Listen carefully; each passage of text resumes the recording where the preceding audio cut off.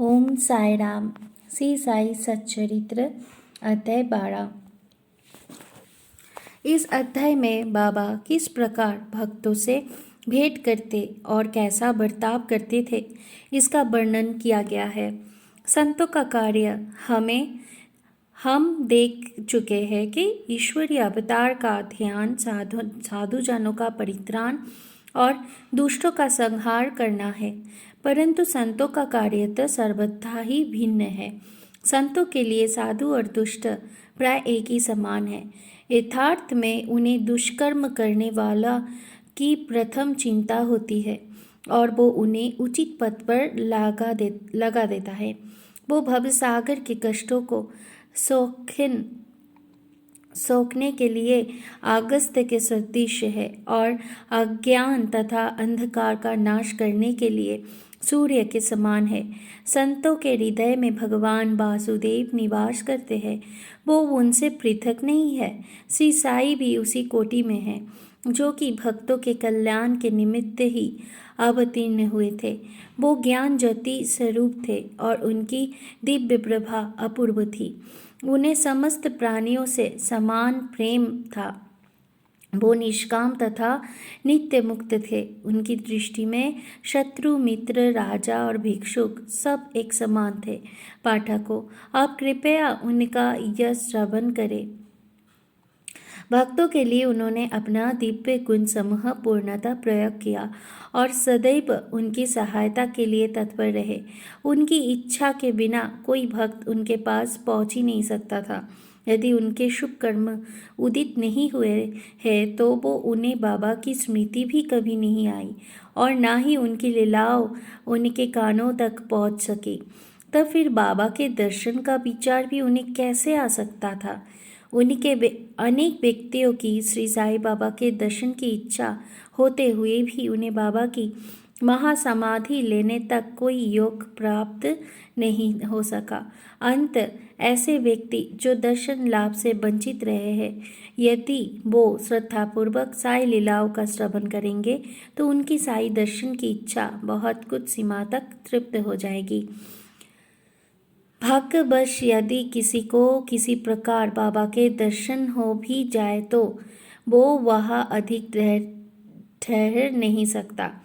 इच्छा होते हुए भी केवल बाबा की आज्ञा तक ही वहाँ रुकना संभव था और आज्ञा होते ही स्थान छोड़ देना आवश्यक हो जाता था। अंत ये सब उनकी शुभ इच्छाओं पर ही अवलंबित था। काका महाजनी। एक समय काका महाजनी मुंबई से शिरडी पहुँचे।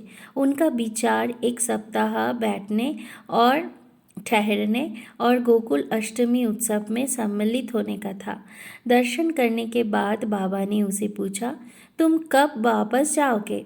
उन्हें बाबा के ये प्रश्न पर आश्चर्य सा हुआ। उत्तर देना तो आवश्यक ही था, इसीलिए उन्होंने कहा, जब बाबा आज्ञा दे। बाबा ने अगले दिन जाने के लिए कहा। बाबा के शब्द कानून थे, जिनका पालन करना नितांत आवश्यक था। काका महाजानी ने तुरंत ही प्रस्थान किया। जब वो मुंबई में अपने ऑफिस में पहुंचे तो उन्होंने अपने सेठ को अति उत्सुकतापूर्वक प्रतीक्षा करते पाया। मुनीम के अचानक ही अस्वस्थ हो जाने के कारण काका की उपस्थिति अनिवार्य हो गई। ने शिरडी को जो पत्र काका के लिए भेजा था वो मुंबई के पते पर उनको वापस लौटा दिया गया। भाऊ साहेब धुमाल। अब एक विपरीत कथा सुनिए। एक बार भाऊ साहेब धुमाल एक मुकदमे की संबंध में निफाड़ के न्यायालय को जा रहे थे। मार्ग में वो शिरडी उतरे। उन्होंने बाबा के दर्शन किए और तत्काल ही निफाड़ को प्रस्थान करने लगे, परंतु बाबा की स्वीकृति प्राप्त न हुई। उन्होंने उन्हें शिरडी में एक हफ्ता और रोक लिया। इसी बीच में निफाड़ के न्यायाधीश उदर पीड़ा से ग्रस्त हो गए। इस कारण उनका मुकदमा किसी अगले दिन के लिए बढ़ाया गया। एक सप्ताह के बाद भाऊ साहेब को लौटने की अनुमति मिली। इस मामले की सुनवाई कई महीनों तक और 4 न्यायाधीशों के पास हुए। फलस्वरूप धूमाल ने मुकदमे में सफलता प्राप्त की और उनका मुवक्किल मामले में बरी हो गई। श्रीमती निमोनकर।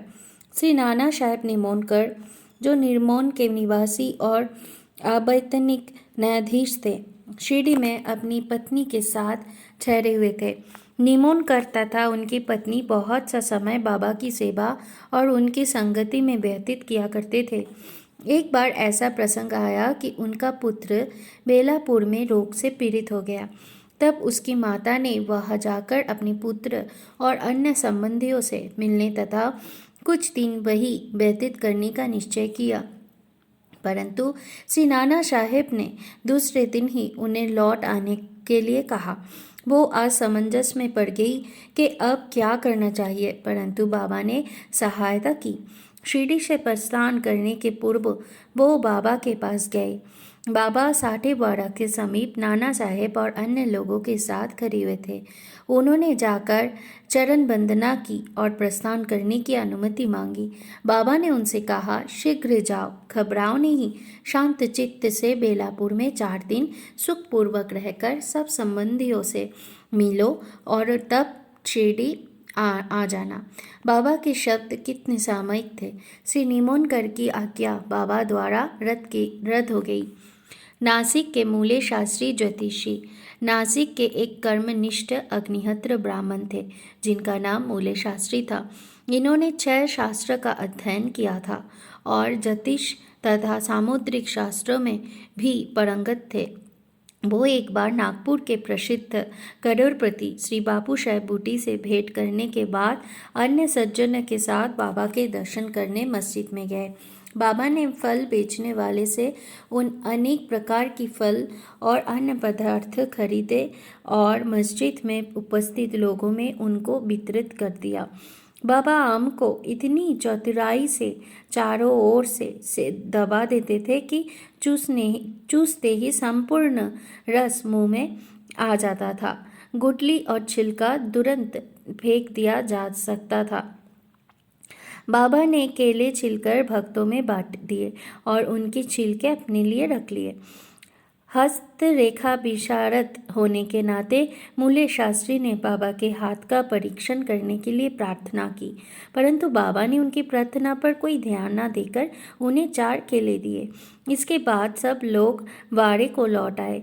अब मूले शास्त्री ने स्नान किया और पवित्र वस्त्र धारण कर अग्निहोत्र आदि में जुट गए। बाबा भी अपने नियम अनुसार लेंडी को रवाना हो गए। जाते जाते उन्होंने कहा कि कुछ गेरुआ रंग लाओ, आज भगवा वस्त्र रंगेंगे। बाबा के शब्द का अभिप्राय किसी की समझ में न आया। कुछ समय के बाद बाबा लौटे। अब मध्याह्न बेला की आरती की तैयारियां प्रारंभ हो गई थी। बापू साहेब जोग ने मूले से आरती में साथ करने के लिए पूछा। उन्होंने उत्तर दिया कि वो संध्या समय बाबा का दर्शन करने के लिए जाएंगे। तब जोग अकेले ही चले गए। बाबा के आसन ग्रहण करते ही भक्त लोगों ने उनकी पूजा की। अब आरती प्रारंभ हो गई। बाबा ने कहा, उस नए ब्राह्मण से कुछ दक्षिणा लाओ। बूटी स्वयं दक्षिणा लेने को गए और उन्होंने बाबा का संदेश मूले शास्त्री को सुनाया। वो पूरी तरह घबरा गया। वो सोचने लगा कि मैं तो एक अग्निहत्र ब्राह्मण हूँ, फिर मुझे दक्षिणा देना क्या उचित है। माना कि बाबा महान संत है, परंतु मैं तो उनका शिष्य नहीं हूँ। फिर भी उन्होंने सोचा कि जब बाबा सरीखे महान संत दक्षिणा मांग रहे हैं और बूटी सरीखे एक करोड़पति लेने को आए हैं, तो वो अवहेलना कैसे कर सकते हैं। इसीलिए वो अपने कृत्य को अधूरा ही छोड़कर तुरंत बूटी के साथ मस्जिद को गए। वो अपने को शुद्ध और पवित्र तथा मस्जिद को अपवित्र जानकर कुछ अंतर से खड़े हो गए और दूर से ही हाथ जोड़कर उन्होंने बाबा के ऊपर पुष्प फेंके। एकाएक उन्होंने देखा कि बाबा के आसन पर उनके कैलाशवासी गुरु गोलब स्वामी विराजमान हैं। अपने गुरु को वहां देखकर उन्हें महान आश्चर्य हुआ। कहीं ये सपने तो नहीं है। नहीं नहीं, ये तो स्वप्न नहीं है, मैं तो पूर्ण जागृत हूँ। परंतु जागृत होते हुए भी मेरे गुरु महाराज यहाँ कैसे आ पहुँचे? कुछ समय तक उनके मुख से एक भी शब्द ना निकला। उन्होंने अपने को चिकोटी ली और पूर्ण विचार किया, परंतु वो निर्णय न कर सके कि कैलाशवासी गोलब स्वामी मस्जिद में कैसे आ पहुँचे।